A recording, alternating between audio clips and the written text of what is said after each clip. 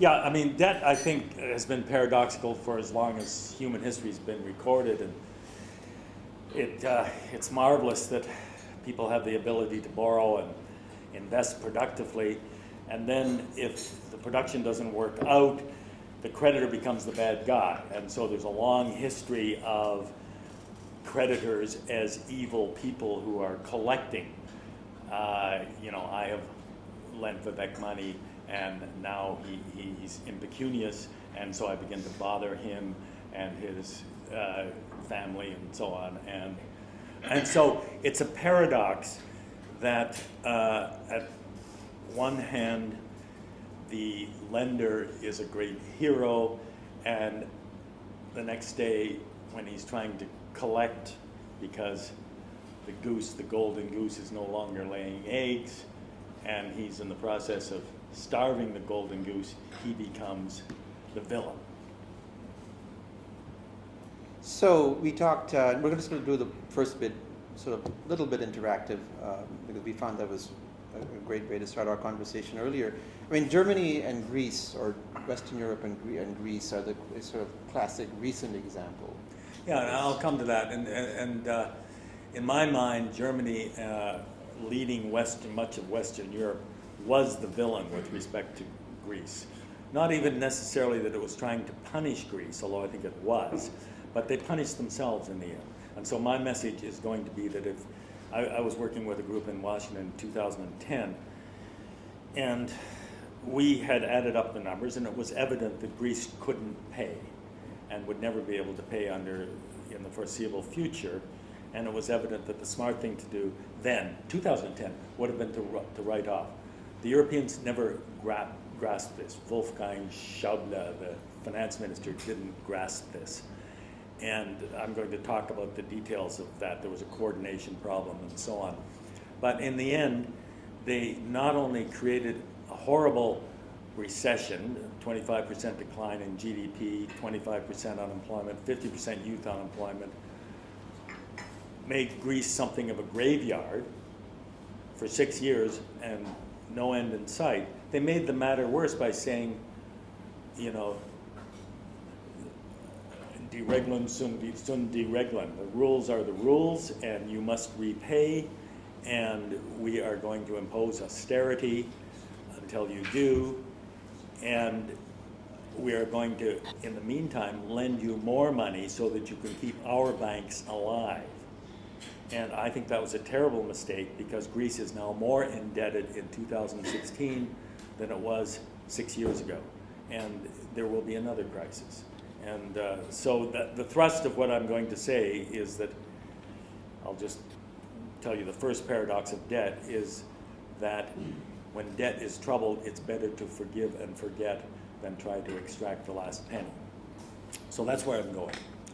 Now, I started thinking about debt really with the so-called international debt crisis of the 1980s, which began in Mexico. And that debt crisis began with the default of Mexican banks and very quickly spread to Latin America and to many Asian countries, including the Philippines and so on. But it was known as, it was the largest debt crisis that the world had ever seen at that time. And then in the 1990s, we had a debt and currency crisis in Mexico. We had one in Brazil, we had one in Turkey and Russia, and then we had the very large Asian debt crisis beginning in 1998, which briefly brought down major countries, 12th largest economy in the world, South Korea. Then in 2008, the American household mortgage debt market triggered a global financial crisis, and that spilled over into sovereign debt crises in half a dozen Western European countries. Now, the US sovereign debt also played a central role in creating the famous global imbalances of the 1980s and 1990s, whereby the lender countries, the surplus countries, China, the oil-rich countries of the Middle East, and to a lesser extent Germany and Japan, lent massive sums to the US. And now, flashing forward to 2016, global imbalances have been compounded by the financial crisis of 2008 to 2010, and still stagnation in Western Europe. And all of these things have led to persistently low interest rates in the US, in Japan for the last 20 years, and in Western Europe. And that in turn led to low interest rates in the developing world, and as we know, an influx of funds into the developing world because of risk premiums, interest, there was money to be made in this part of the world. All that will change gradually or maybe suddenly, who knows, as the US gradually raises interest rates, and we'll come to that at the end too. But the sources of global savings are drying up. The Middle East, it's drying up because the oil price has plummeted. China, the growth rate is falling. Europe is stagnating. Germany is going to be under tremendous fiscal pressure to accommodate 2 million refugees or more. And even Japan, which has been not in a recession, but has had almost zero growth for 25 years, is struggling to an Abe and so on to maintain an export surplus. May I just ask you a question? Yes, on Chinese please. savings? Yes. So what do you anticipated coming down, for instance? I mean, because at this point you still have very high savings rates in China. So Yes, but what's a bad situation? well, you do have a high savings rate in China, but first, their long-term strategy is to increase consumption, which by definition decreases savings. Secondly, the growth rate is declining, and so that also will bring down the amount of savings, if not the rate of savings. So, I mean, that's really all I have to say about that. But who knows what the future is? I mean, the last 2 days of the stock market in China have been quite frightening. I don't think it's quite as frightening or important as people make it out to be. But no, I don't think we can rely on China as a source of purchases of U.S. Treasury bills, for example. And for different reasons, the U.S., as we know, is raising interest rates. Now, India is relatively unindebted, or at least its foreign debt is relatively low. It's beginning to deal responsibly with bad bank debt, which we'll come to at the end. I want to ask you people about that. It still has lots of room to lower interest rates. It has a reasonably small fiscal account deficit. It has a freely floating exchange rate, which many countries do not, notably even China. I mean, there's so much speculation on when they're going to stop supporting it. And most importantly, India, as you know, can expect the highest growth rate of any large country in the world in 2016.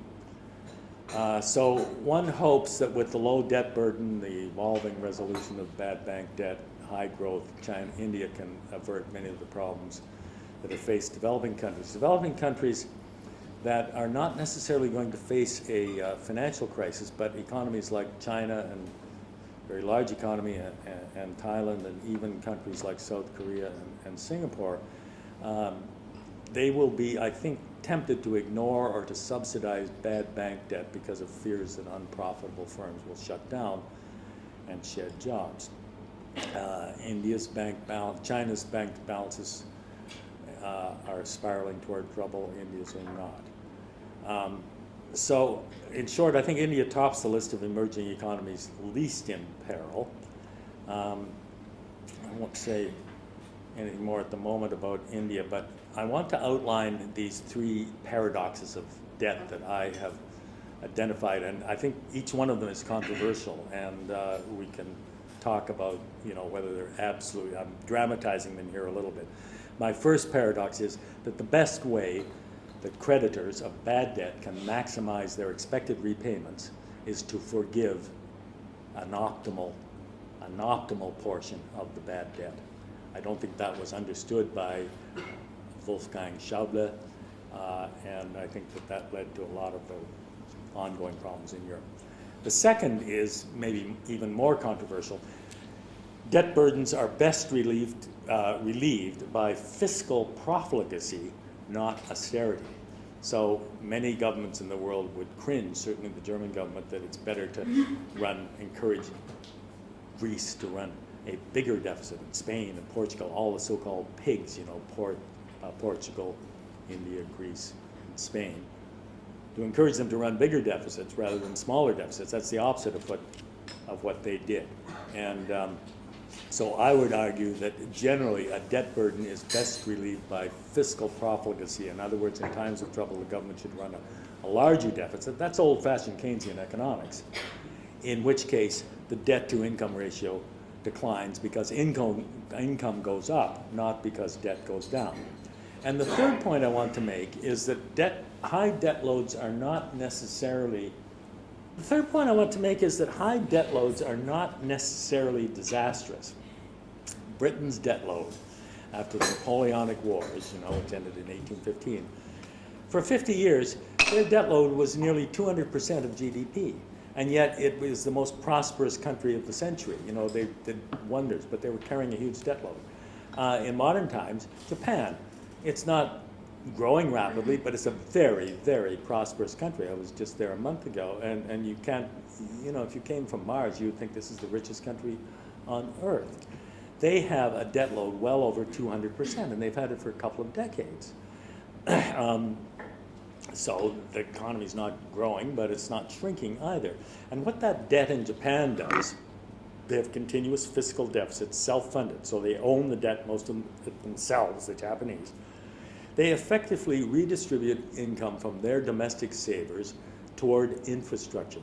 Unbelievable infrastructure, the world's best infrastructure. You go to forestry reserves, in Canada we have those too, where they've stopped the logging, and you go up, but you have to have a four-wheel drive to go up the logging path and see the old growth cedar.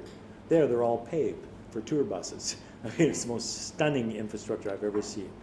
They also have, among rich countries, among major rich countries, they have the most equitable distribution of income in the world. It's really quite stunning to walk around any large... So again, can I ask you the historical question in the case of the UK? Who was lending? So in the case of Japan, it's the Japanese lending. Right? Who's lending to the UK? Yeah, Well, during that also- period, yeah. Which period? The one that you outlined. After 1815, the Yeah. Napoleonic. You're the historian, you tell me. Who was lending? Who was holding the British debt? Because these were things by European the banks. mid-1900s, the UK was a major funder of North American infrastructure, Yeah, exactly. our railroads and so on. So who was holding that That's- debt? And I'm not go sure. ahead. I don't know. Go ahead. It's a great Well, question. I suspect that a large percent of it was like Japan, and it was domestically held. Because British, it was large the British banks. richest country in the world and growing rapidly, and they were selling debt to themselves. I can't imagine who else they were selling it to. Okay, now let me go back to my experience my personal experience with debt when I came into it. In August 1982, Mexico shocked the biggest bank in the world by defaulting on its debt. And there's a big analogy to now. Oil prices had collapsed, and Mexico was an oil exporter. But unlike now, interest rates were very high. My friend Paul Volcker had raised interest rates. And in 1982, LIBOR, the London Interbank Offer Rate, had hit 20%. And like now, the US dollar was rising and continued to rise, and like now, most foreign debt was denominated in US dollars. So Mexico had been living high off the hog by borrowing, and now its foreign debt service payments were unsustainable. And I remember President Portillo, Mexico, appeared on television in tears and apologized, and he resigned.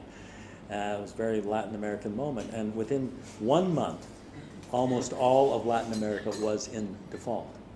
And the so-called international debt crisis had become, and I paid several visits to South America at that time, and I could tell you stories about visiting bankers' offices and how they were there with in Argentina, for example, with their gold chains, and the banker would call from New York, and the New York end, they were coming to the end of the 3-month reporting. Banks in New York have to report non-performing loans every 3 months. And so the banker he was actually moving back and forth between phone calls from New York and phone calls to what appeared to be his mistress. And they were going back, and he was very comfortable. And he said, he says, I have him by the short hairs. He must repay, otherwise his bank stock will fall. And so Latin America, thank you, played that game with New York for a long time. And New York, the plan one, emanating really from the U.S. Treasury, from James Baker, was throw good money after bad. But the Americans thought it was a good idea to lend more money, just as the Europeans do now. And so they raised Latin America's debt load, which seems small now, but it was $300 billion when I started looking at it in 1982. And within 6 years, it had doubled. And the first paradox of debt was then ready to be implemented. In other words, time to forgive, not lend more money, but time to forgive. And I like to say that it was two academic economists whom I know, one of them fairly well, Jeff Sachs and Paul Krugman, who straight from academia, nothing, especially Paul Krugman, very much a true academic, invented something called the debt Laffer curve.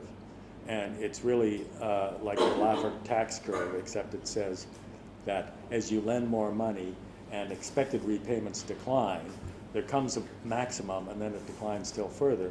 And so if you're beyond the maximum, it makes sense in terms of expected debt repayment to reduce debt to the maximum of the so-called debt Laffer curve. Now, that is a hard sell to banks, right? I guess a lot of you are bankers, or some of you are bankers. We're in a bank board room for sure. And the bankers, when this idea, and Sachs particularly, who's a bit of a politician as well as an academic, tried to sell this to Washington with very little said to the IMF. I mean, Jeff used to say, when I go into the IMF, this is about 10 years later, he had pleaded so many bad cases at the IMF, he said, the Sachs bells go off, and they won't let me in because I caused so much trouble there. But in short, the message was that if the bankers would write off the debt, they would be better off. But the key missing word was coordinate. The bankers had to coordinate their write-offs because otherwise one bank would free ride on another bank's write-offs. And so there was a whole academic literature about that too, the free rider problem.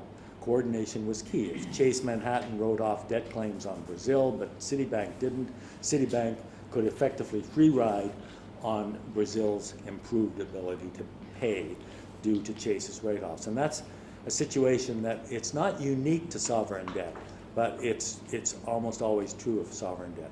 So the key was for the public banker, who was the famous Paul Volcker, who's still very much alive and well, wonderful man. So he was running the U.S. Federal Reserve, and in a sense he had caused the crisis by raising interest rates in the early 80s. But it fell on him to persuade a powerful private banker to persuade the world's biggest banks to coordinate. So the key to this, and this is what was missing in the European problem, was coordination of the bank's efforts. There was no Paul Volcker and there was no Bill Rhodes. So Paul turned to Bill, and Bill has become a good friend. Bill is a terrific guy, and at that time he was senior vice president at Citibank. And so Volcker said to him, you have such a good history negotiating debt reduction around the world.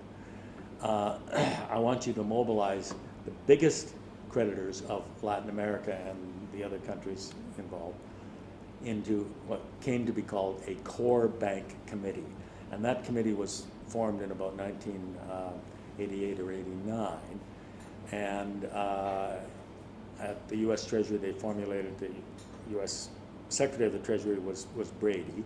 And so they formulated a plan called the Brady Plan. The Brady Plan, which started with Mexico in 1989 and continued through 1995. And they wrote off the debt. Private banks, largely, coordinated through this plan, wrote off 25 countries, an average of 45% of their debt. It was the biggest debt write-off in the history of the world. If Europe had been able to do that, if they'd had a Paul Volcker, but that's the core of the problem in Europe. There is no, Germany is almost the boss, but it's not really the boss. And so nobody can, and Germany was in no mind to do this. And so there was no coordination process. But in Latin America it worked. So after the 7 what they call the lost years in Latin America, 82 to 89, Latin America boomed and largely has boomed since then. And then next crisis was 1995, but Bill Clinton made a slightly illegal short-term loan to Mexico and got them going quickly. And what Clinton and the Treasury team identified, I think, was that in Mexico's case, it was a case of short-term illiquidity, and in that case, being generous in the short run made sense. Nothing like that has happened in Europe. No Paul Volcker, no Bill Rhodes, and I believe that if the Eurozone and Europe's big banks had simply written off Greece's debt in 2010 and walked away, the contagion to Spain and Italy and so on could have been avoided. To speak a little And louder. European banks could have been comfortably recapitalized. So the problem now in Europe, in my opinion, is that the banks are stuffed up with these bad loans, and also they're undercapitalized. Yes. Sorry, can I just interject the question? When you describe the Latin American episode, Sorry, I can't hear you. when you describe the Latin American crisis and how Paul Walker and his buddies came up with a solution, Yeah. how much of the banking system in the U.S. had exposure to these countries? I'll tell you how much. Here's a dramatic statistic. The 9 largest banks in the U.S. were technically bankrupt in the sense that if there had been 100% default on their Latin American holdings, which seemed not, 100% of sovereign debt? if 100% of their debt, of their sovereign debt exposure to Latin America, if it had all been written off, they would all have been bankrupt, would have wiped out their entire capital. That's how bad it was. Okay, so now I just want to take a little pause here, and I had a sort of personal tragedy a few days ago. My computer crashed, and it was last weekend, and I couldn't. I went to the Apple store in Vancouver, and they couldn't replace it. So what I've done is put everything on email here, and so I now have to switch to another email thing, and I'll be with you in a minute. And if you want to ask a question while I'm doing that, we'll move. I have some sort of summary notes here that I will call up. But Here you've we got are. to tell us about the second and third paradoxes before we move on. I do. All right. Okay. So I've maybe talked enough about the first paradox. The second paradox is that when sovereign debt turns sour, belt tightening, commonly known as austerity, is generally a bad idea and not a good one. Because countries, now here's an important point, countries can never be insolvent in the long run. Why? Because there's always a tax base. By definition, a sovereign country has the power to tax its citizens, for better or worse. So I think it's wrong to talk about a country being insolvent, and also, unless we declare war, we can't appropriate assets from countries either. We can appropriate on the high seas, but it's generally hard to attach assets the way it is from private debtors. So it makes sense to keep countries alive rather than starve them, much like the principle of the golden goose. When goose is ill and stops laying golden eggs, the farmer's wise to feed it and wait for it to recover rather than slaughter it for supper. And in the logic language, to put this in slightly more formal language, macroeconomics, deficit or even money-financed growth is usually wiser than debt repayment on schedule in the case of deteriorating sovereign debt. The debt to GDP ratio is better brought down by increasing GDP than by repaying debt. Now, a lot of people don't agree with that, including the Minister of Finance of Germany. And the third paradox is that high ratios of debt to GDP may not be crippling. And I said their classic examples are Britain in the 19th century and Japan in the late 20th century. Now, let me just finish by looking, let's just take 5 minutes to, Yeah, we have 5 minutes please. to sort of go around the world and look at the situation. Let's start with the European Union, which is the largest, biggest bloc of economies.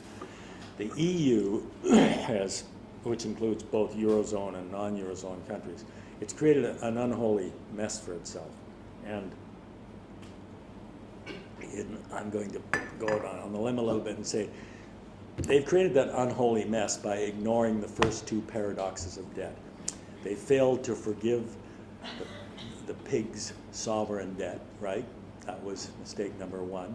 And mistake number two is that they imposed crippling austerity. Moving to the US. The US brought itself down, and half the Western world after 2008, by creating bad internal debt, the so-called mortgage-backed securities. But the US, I think, under the Obama administration, even beginning with the very late Bush administration, dealt with it reasonably well by applying its well-developed bankruptcy and foreclosure laws. The US has terrific bankruptcy and foreclosure laws. That's what I believe makes it the most dynamic country in the world, and we need to talk about that in the context of India. And also by running fairly large fiscal deficits. For the first 2 years of his term, Obama did, and then the Republicans tried to stop him. The recovery was, and still is, in my opinion, slowed down by paranoia about the size of the national debt in the US, which brings us to paradox number 3. There's no such thing in principle as, well, there is, it's too large a national debt, but you can have a much larger one than the US. And the US is never going to go bankrupt. But there's this panic in Congress every year of closing down the government because they reach the so-called debt limit. And most of the, I think 48 of the 50 states also have a balanced budget amendment, which is ridiculous in my opinion, and that meant that in that period when the federal government was trying to spur the economy, state-funded things like great state universities, University of California and so on, and other important, even healthcare was starved. But generally, I think the U.S. did a good job through moderate deficit spending, and certainly by applying its bankruptcy laws. Japan has gone through 25 years of stagnancy, really. But that was compounded, in my opinion, by the failure of their banks to unclog their balance sheets by means of write-offs. The Japanese are very cautious people, and they don't like to embarrass their friends who may be borrowing from them.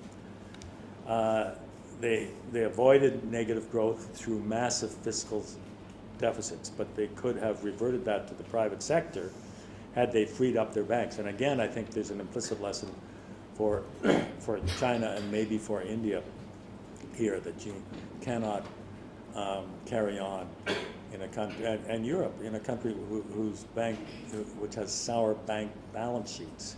Now, so we've dealt with the three biggest blocs, the EU, the US, and Japan. Actually, that's not true. The second biggest bloc is China. And China has sustained enormous double-digit growth for almost 3 decades. They did that for 2 reasons. On the financial side, they didn't borrow, very little foreign debt, but enormous inflows of FDI for several years, the largest inflows to any country in the world, larger than into the US. And that is a form of borrowing. It's a form of borrowing where you keep your own control over what happens to the money. And secondly, on the supply side, by mobilizing masses and masses of underemployed rural workers, which of course is true here too. China, in the process, did and still does heavily subsidize bank lending to state-owned enterprises. 28% of the Japanese economy, of the Chinese economy, is state-owned, and local governments, which also have received preferential loans or corruptly obtained loans, or both. So the state-owned enterprises and local governments are massively invested and massively misallocated investment. They invested unwisely. So the stories are legion, yet until recently China kept growing because it had that huge resource of underutilized human capital, people, to mobilize. But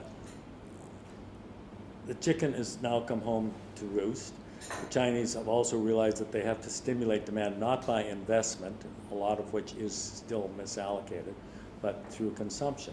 And so the debt is coming back big time to haunt them, and the stock market is signaling that dramatically. Now, I won't go on. I was going to talk about the BRICS as well, Brazil, Russia. We know what's wrong with Russia, oil. But let's stop there, and any question at all. What I'm interested in is how you plan to cope with the bad debt that does reside. It's mostly bad commercial debt, I think, and debt to fund infrastructure, I'm told, here in India. So I'm going to now wear my hat again as moderator, and I think you would ask me to field questions. Since we are doing this for the silver screen or the modern version thereof, could you tell us your name and the institution that you belong to and your question? Go ahead with this. Hi, my name is Rajeshwari, and I'm from the Indira Gandhi Institute of Development Research, IGIDR in Bombay. I have a few questions based on what you said. First One at a time, okay? Because I have a short memory. I'll go one at a time. Okay. So the second paradox of debt that you said, that the debt to GDP ratio being high is not necessarily a bad thing. Isn't it also a case about the fact that US having a high debt to GDP ratio is very different from an emerging economy having a high debt to GDP ratio, simply because US borrows in its own currency, right? Whereas for an emerging economy like Mexico, Brazil, if they are borrowing in US currency, then there is a big problem to have a high debt. That's a very good question. There are two issues here. One is emerging economies tend to borrow, and that's risky in foreign currency, because if the foreign currency rises in value relative to yours, like the US dollar, you're in trouble. But the first question, when is a high debt? The simple answer is that if GDP is growing faster than the interest rate that you're paying on your debt, then the debt ratio by definition will decline, not rise. Now that doesn't mean you should borrow more, but you should borrow more if the marginal borrowing has a higher rate of return than the interest rate at which you're borrowing. So in other words, countries can go ahead and should go ahead and borrow more if they're certain that they can direct that into something that will be genuinely productive, and therefore they'll be able to pay the interest rates. Now, the serious qualification to that is the second part of your question. What about borrowing in foreign currency? And all I can say about that is there are ways of hedging, and but that costs money, and it costs. Hedging is insurance, and so the premiums are and there's no real way around that. A country like India cannot control what the U.S. Fed is going to do. Yeah. So, and in fact, on your point, when you said that in India, that is perhaps not a big problem, but then in India right now, the nominal GDP growth is lower than the interest rate. So Is lower than what? The nominal GDP growth rate is lower than the interest rate. So we are in the problem zone, although our debt to GDP ratio may not be that high, but we are in the problem zone where our growth rate is lower than the interest rate. Yeah. Now, is that okay? Now, the interest rate, of course, includes a risk premium. You have to be careful with interest rates too. Sure. But even then, But of course, that's right. I mean, the future nominal growth rate also is hard to predict. Yeah. So But anyway, that was just a comment. Not a question. Yeah, but that brings us down to the marginal issue, you know, if by borrowing more, even by indulging in foreign borrowing, see what I was going to say, that would be profitable. But what I think is a better, one thing that knowing very little about India, but I think you've always been too restrictive on foreign direct investment. And the But much Chinese less were than very foreign clever about investment. that because it still has to be 51% Chinese owned, whatever that may mean. That may mean Singapore owns it, but yeah. And I'll go to my next question because I don't want to block too much time. The other question I have, that you said in Japan, a lot of things are going right. But isn't it also the case that Japan has one of the fastest aging countries in the world, and that is bound to put a lot of fiscal pressure on the government? Yeah, I joined a gym in October when I was living in a small city in Japan. I went to the gym, and half the people in the swimming pool were on crutches. You know, so it's very visible. It's very visible in Japan, and they treat their old people wonderfully. What I worry, yes, the flip side of that is there aren't that many young people, and partly because of that, it's a bit of a vicious circle. Ambitious and creative young people don't necessarily, and the Japanese, I think, want to live there, you know.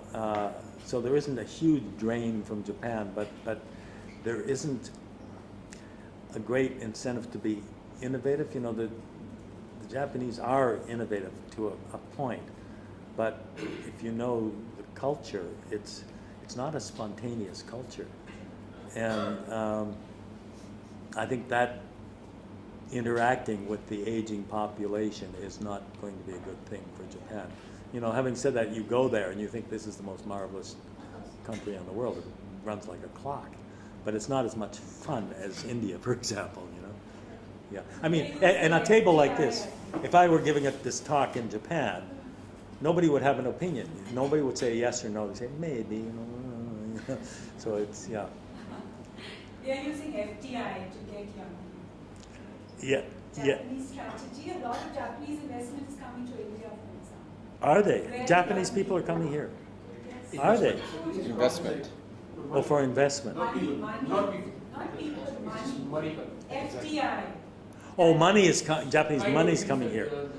Yeah, and then so some Japanese managers, I suppose, will come here.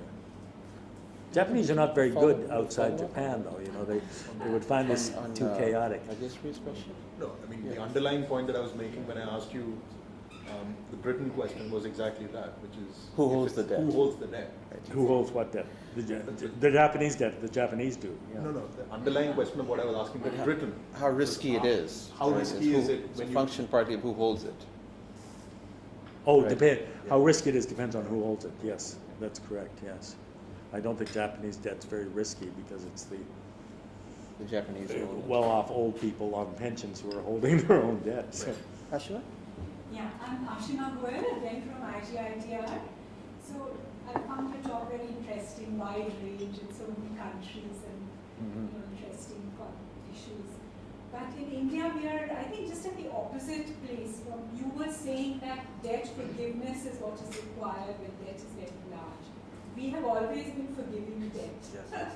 There is farmer loan waivers and so on, or public sector banks lending to corporates who don't take a hit. And now we are trying to, we talk about, because I don't think you talked about moral hazard, you talked about coordination and free riders. I know. But the people you are lending to, if they're always going, the loans are always going to be forgiven. How are the creditors going to I'm not a big fan of moral or people who believe in moral hazard. I sometimes think it's immoral to not forgive because of moral hazard.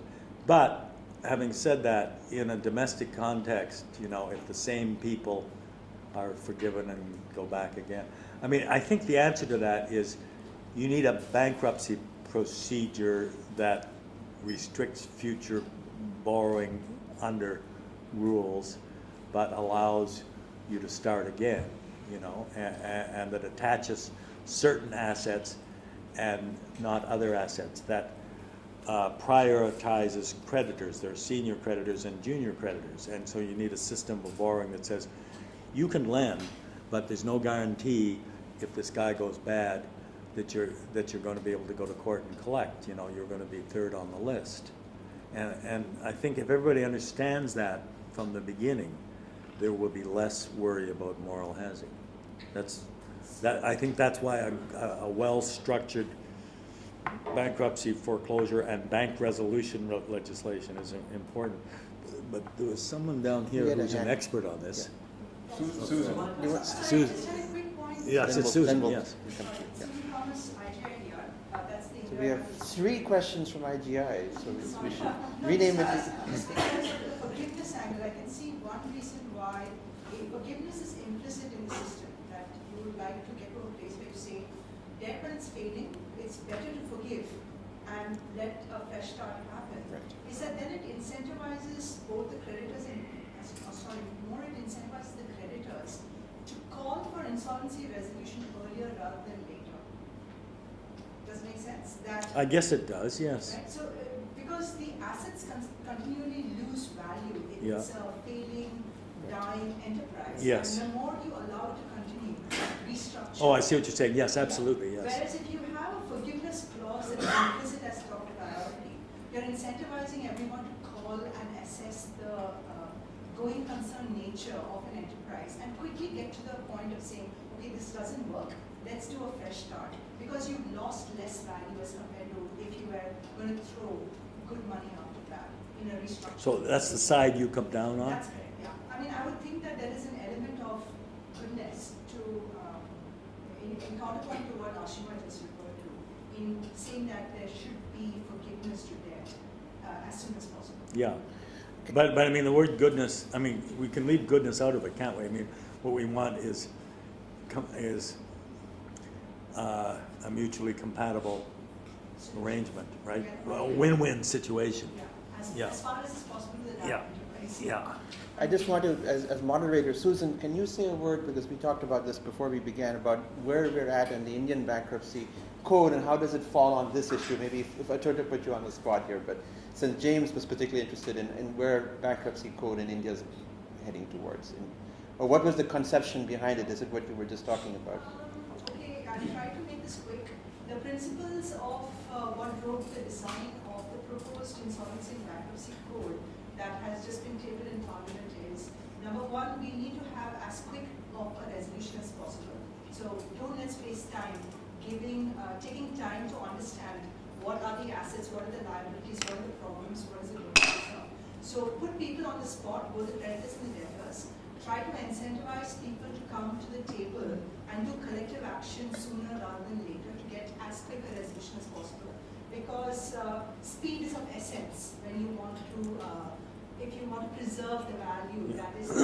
Good. I want to ask you about collective action, but maybe in a minute. Perhaps, yeah. So, Yeah. so collective action is the second principle that we thought about, because at present the system in India is quite unfair to one set of creditors versus the other. So one set of creditors have all the powers in terms of recovering. I didn't catch that. Who has all the power?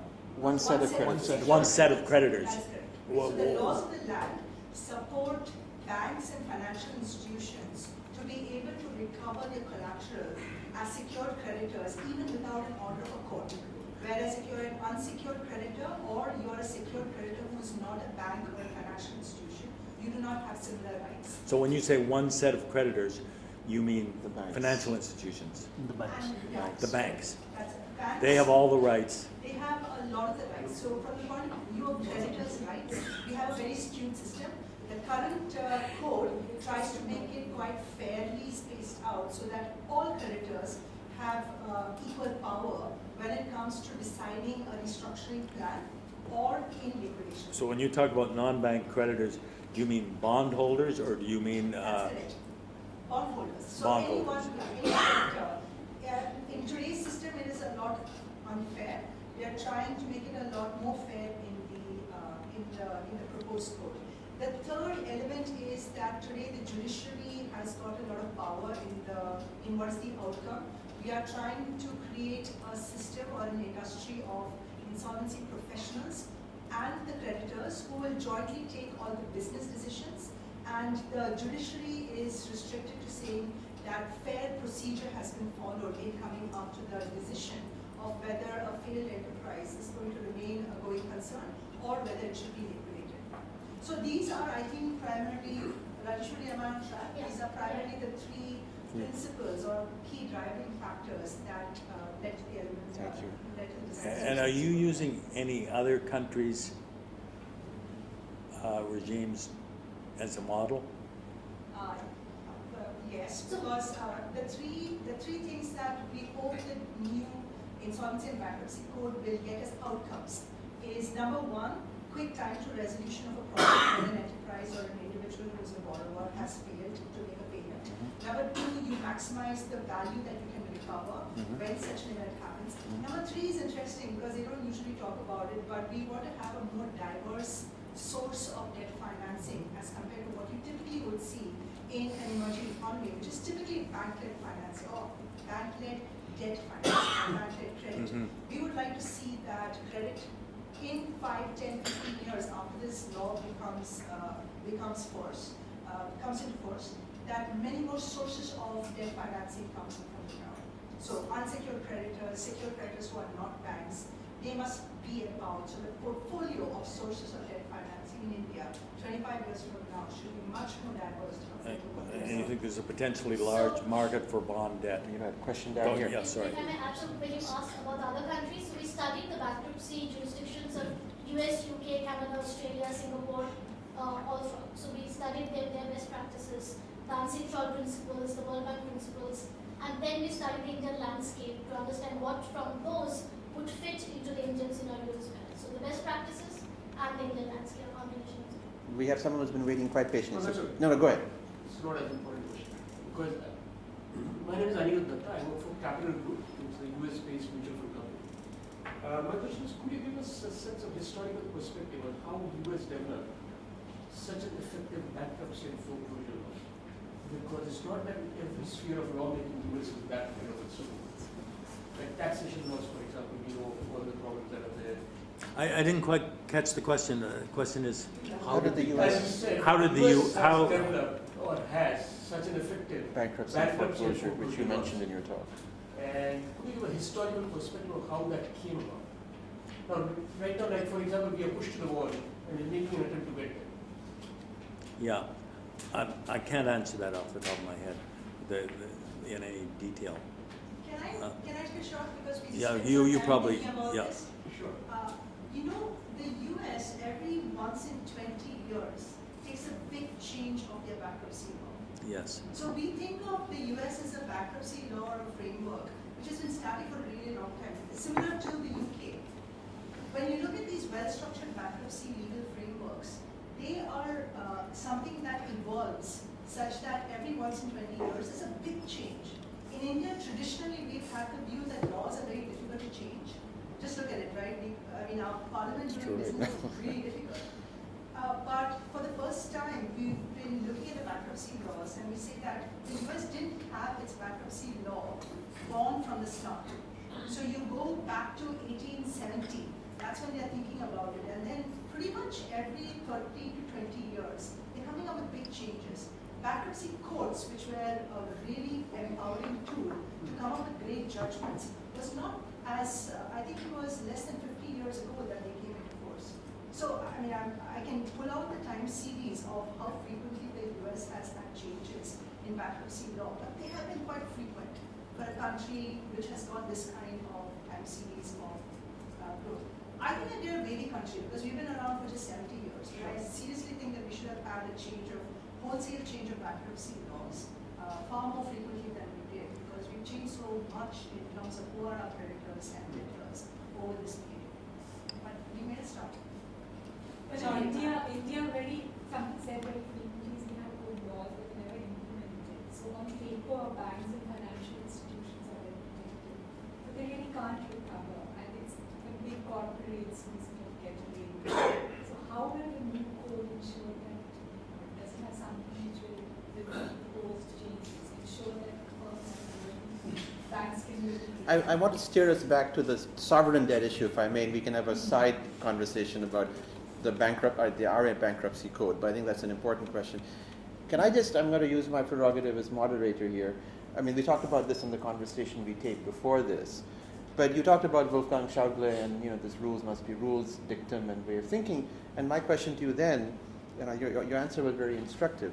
I mean, part of the reason surely is German history and the culture. I mean, Germany lived through the hyperinflation in the Weimar Republic following the treaty of, the harsh punishment of the Treaty of Versailles, the reparations, the rise of Hitler and the Nazis. So that's the lesson they seem to have drawn. But you had an interesting, somewhat different perspective on this, of the lesson they ought to perhaps have drawn. My view of that is that they should look at that and say, yes, we were badly treated by Britain and France, right? And that austerity, those so-called reparations that they imposed on us, directly led to the rise of Hitler. Now, ironically, you Germans are doing the same thing. You've spawned a far-right movement and a far-left movement in Greece, and these things are rising all over Europe, in France, which is not highly indebted, but badly indebted and stagnant, and in Germany itself. That the atmosphere that's created by that, and look what's happened in the last Spanish elections too. We've had a split between conservative and left. Which is a paradox that you and I talked about as well, or an apparent paradox, that you have sort of centrist politics breaking down and a rise of far left and far right, and often peculiar coalitions of far left and far right in places like Yes, and I mean this is where I think we can bring in morality and the concept of good. You have to keep a country governable rather than splintering into far left and far right and extreme populism. You have to treat people well, and debt collection is But the counter to that would be that the French far right actually lost the elections. Marine Le Pen's party. Well, they lost elections regionally, but not in terms of aggregate popular vote. Sure, but you have a result. In Spain, you still have PP being the largest party. But diminished. Absolutely. And they will have to go into a coalition with either.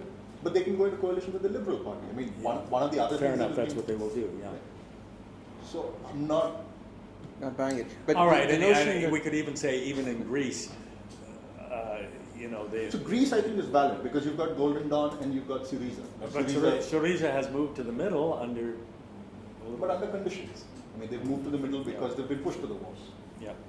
But they're fundamentally, I would argue, a far left. But I mean, don't you see danger signs even in Britain of right-wing populism and left-wing? I'm just not sure I'm willing to make that connection between fiscal austerity between the austerity and Nigel Farage. Yeah. So just like in Germany, for instance, I don't think I'd make that connection because the Pegida movement in Germany really is a consequence, you could argue, about the refugee crisis. Well, I was going to say, so that's compounding it. The austerity crisis is almost over. Not almost over, but it's history now, and the crisis that's looming is 2 million refugees in Germany. Can I just, you could, to sort of counter that, you could say, well, look, the link, and this, one can debate the elements of this causal chain, but if you buy James's principal argument that fiscal austerity worsens, causes growth to tank, worsens unemployment, and so on, then the link from that to increasing social disharmony, the rise of extremist politics is not that much of a leap. But the problem is in Spain, growth has actually taken off now. And the problem is you actually have growth in Spain, and yet PP suffers. And you're saying, but partly thanks to having gone through this austerity period. Partly because, I'm just not playing just devil's the other. advocate No, here. fair enough. No, but there's a hangover in Spain, just as there was in Greece. In Greece, when Syriza won the election, growth had taken off. Hadn't taken off, but there were a few green shoots. Yeah, green shoots, as opposed to, say, Spain, where there's genuine growth happening today. Unemployment is coming down, fairly dramatically at that. Where? In Spain. It's dropped below 20%. Is Yes. that a consequence of the austerity? I don't think so. You see. Yeah, so that's a causal relationship that I can't necessarily, but I'm not necessarily, the point that I'm trying to run at, I'm not necessarily sure you can equally draw a line between austerity And because I think it's a complex mix of factors that is playing out there. It is, and I mean, there's always Ireland where they say austerity Worked and the Baltics. but it didn't work, in my opinion, in either the Baltics or Ireland. Ireland's still pretty buggered up, except. In other words, I don't think Ireland had to tax its citizens for the next 45 years to make good the bad loans that its banks had made. I don't think that was necessary. I think they imposed a lot of unnecessary suffering on Greece, but we could argue. So I think I agree with you on Greece. On Ireland, I meant. Yeah. So on Ireland, again, the growth numbers are good in Ireland today. But see, we can't observe the counterfactual scenario, which is, so that's the question And mark. the growth numbers are good partly because they've really tanked, we're going up in the cycle. I wanted to ask you, James, if your third paradox about the fact that powerful countries like the UK, Japan, seemingly run up their debt to as high as they want, does that apply to every country? People take our own country, Canada, as an example. Could Canada sustain a public debt of 200%? I don't think so, Could because Colombia sustain a no. debt to GDP ratio? And I think it's because we're maybe a more mature economy than Britain was at the time, in the sense that we have relatively low growth. And, it's not, Canada's not exactly on fire. It was on fire a little bit because of oil, but so Canada or even the U.S. for the foreseeable future will be in the 2 to 4% growth category, and it's unwise, I think, to become heavily indebted under those circumstances. But I come back to Japan, which has sustained its growth or has sustained its economy Despite growth. largely through deficits. Yeah, well, or because of growth, because of debt, really. But they've financed it that way. So in a country that there are a lot of preconditions, but Japan is so sort of stable, and they've incurred their own debt, and they're such faithful savers that they've managed to do it. The classic study, I mean, you probably know this, is Ken Rogoff's cross-sectional study of the optimal debt ratio, and the figures are a little controversial, but somewhere over a 90% debt ratio, too high debt begins to deter growth, according to them. But also, if you question them closely, it's all over the map in terms of individual countries. And it turns out there was some glitch too in their data, discovered by a graduate student at the University of Massachusetts, that raises the dangerous debt ratio to about 110% rather than 90%. Well, 110% is pretty high. This is the Reinhard Rogoff, the famous Rogoff, yes. the error in their spreadsheet. The error discovered by a graduate student. And so I think that was greatly misinterpreted or interpreted for its own ends by pro-austerity people, by saying we've got to reduce debt ratios because Reinhoff and Rogoff say that it reduces growth. Well, their results were not all that. Do you have your own sense, your own opinion on a right level of debt, a good level of debt? No, I think it talks about fiscal space and all this. I think it depends on the country and it depends on the expected growth rate. If you were advising the new Prime Minister of Canada, James, on this question. Well, if I were advising him, I would encourage him in what he's doing, because our economy is on the verge of recession because of the oil price, and that's going to continue. And I think the only easy way, the only feasible way out of it in the short run is good old-fashioned Keynesian stimulus. And people who are mature economists, which, much as I love Justin Trudeau, he's not a mature economist or anything. He's not mature, but but he has very mature advisors. And so people like Paul Martin, who was one of the greatest finance ministers in the world, endorses that. Christopher Freeland, who sits in his And cabinet. David Dodge, who was our ex-colleague at Simon Fraser, and so on, who was the head of the Bank of Canada. They've all endorsed fiscal spending, because what was neglected under our Harper government was investment in infrastructure. I mean, our roads are terrible, and our education could use more money, and our health could use more money. And so we've had neglected infrastructure spending, and now's the time to do it. We've got lots of room for it. We don't have a massive debt ratio or anything else. So thanks to the previous Liberals under Martin, our debt and deficit ratios were reduced, and now is the time to expand them. So my answer for Canada and countries that are in a decline because of oil, for example, or something that is exogenous, independent of it, not their own fault, is yes, you need to use fiscal stimulus, just as Japan successfully did. So I have no problems at all with this, what the conservatives, ex-conservatives government calls, the irresponsibility of the new Liberal government in Canada. Yes. You have time to ask a question? I think we've got another 10 minutes, so unless someone perhaps who has not spoken wants to jump in? Okay. Yeah, no, go ahead, please. I'm Ajay Gupta. Yeah. My company is Synergy International. It's a proprietary company. We represent Chevron Corporation for technology marketing for the refining industry. That's the key area of my operation. The question is, what do you suggest about India? See, like you were suggesting about Canada, what they have to do. What about India? What should India be looking at today to improve the growth numbers? Though we get numbers 7-8%, which are, I would say, with the oil prices going down by so much, 70%, or maybe today it's 75%. The growth itself is by 2% up, technically. Because of the decline, because you're an oil importer, yes. But then what do you suggest India should be looking at To stimulate growth? yes. Well, you always have the demand side and the supply side. Now, how much fiscal stimulus I would encourage here, I won't go out on a limb, except that I know that your fiscal deficit is not dangerously high now. And there's But certain- on the supply side, there are enormous inefficiencies and bottlenecks. You just have to step out on the street to see that. And there's arcane regulation. There must be all kinds of labor mobility issues.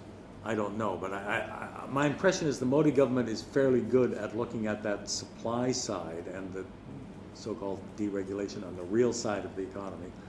I don't think the Modi government's very sophisticated about looking at the financial sector and what's possible and what's not possible, and what the banks can sustain and should sustain, and how liberal credit should become. But I suspect that there's a credit, the credit is in short supply in this country for small, medium enterprises or venture, or for venture capital.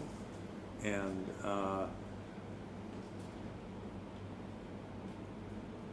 this country is very enterprising at the small enterprise level, medium enterprise level. I'm not so sure, the IT industry notwithstanding, there needs to be a lot more. And I'm not going to go any further than that. I'm not sure what it is, but IT is second most important maybe in the world here in Bangalore, etc. But it's not employing hundreds of millions of people. Just one note on the fiscal side, James, but you raised this. I mean, there is a debate now in India, as everyone at this table knows, on are we willing to be lax on the fiscal target, because that is an ongoing. I think there are two views on this. If you read the business press, and there are the hawks who want to stick to the target, but it appears, I don't know, increasingly the sense that they are going to loosen up fiscally. What is the target? The The target fiscal for this target. year is 3.5. 3.5. 3.5%. And Sorry, 3.9. but the glide path is down to 3.9 to 3.5 next fiscal year. Next year. Right. So they may slack. So they may let that I mean, slide. the problem is, if you give room the assumption therefore is you will have good investment as a consequence. That's the issue. That's exactly the issue. Because you could, Yeah. and that's the Yeah. the hawks. That's the view that they take, which is the reason you want to ring fence and keep a target and stick to it, is that you can avoid the population. There's no guarantee that this fiscal profligacy is going to actually Lead to productive investment. any productive investment. Yeah. So I mean, your national government is not a populist government, but you have local governments that are. Would you say it's a I think populist? so. Last budget was quite surprising. I think everyone expected the budget to be non-populist, but I think it was reasonably. It is reasonably populist. I think this government has fairly populist instincts as well. And in contrast to Congress, I mean, it's less populist, is it not? That's like a very That's a low good base. question. Very low base. All right. I think we've got time for, without getting sidetracked into a Congress and BJP and Yeah, even political discussion, we'd be here all night. Fisticuffs. And that's if we best to did do that offline. But why don't you, let's give you the last question, Brady, since we're waiting for that. So one thing I was curious about, when you say fiscal austerity in the face of a crisis, and if I look back in history, I can't think of any emerging market debt crisis where the crisis was overcome by doing deficit spending. So if I look at Mexico, even the 1980s debt crisis, there was a massive fiscal austerity program imposed by the IMF. And we know what's happening in Greece. The US crisis have never really been a debt crisis. So emerging market debt crisis, every time it has happened, fiscal austerity has been the default reaction. It could be a political problem or it could be imposed by the IMF. But I can think of a situation where deficit spending was used to come out of the crisis. Yeah. So, I mean, first of all, you have to be careful about whether it's money financed or not money financed. Right. You know, and if you have a sustainable internal debt market, you can do much better with a deficit. And the problem is most developing countries don't. But Brazil comes to mind, you know, when Lulu, remember, came in, and he did run deficits and he was moderately prosperous. He also, his first foreign trip he took was to New York and said, look, we're not going to alienate Wall Street, we want to continue to borrow from you. And that worked pretty well. Now, what's gone wrong now in Brazil is corruption, as always in Brazil, you know, reared its ugly head. It's a whole different end of the spectrum. Yeah, so I don't know what general lesson one can draw from that, but I do know that, you know, observing Brazil when I used to go there in the late 80s and then by the late 90s, and a little bit later, the terrible poverty of the favelas and everything had been eliminated, and Brazil was on a pretty strong growth path, partly because of government, possibly populist-funded spending, but done in a good and creative way. But you know, the other thing is in emerging markets, there's always this tension between deficit spending and inflationary pressures building up. So another reason why we have the fiscal deficit cap at 3.9%, which is not really, perhaps not needed at this point, is because there's a constant inflationary pressure building up underlying the system. So the moment we increase the room and start doing fiscal profits, Yeah, I know. inflation raises Well, if you're backed by a good debt market, but you see, you have a very strong independent central and a very strong central banker now, and he's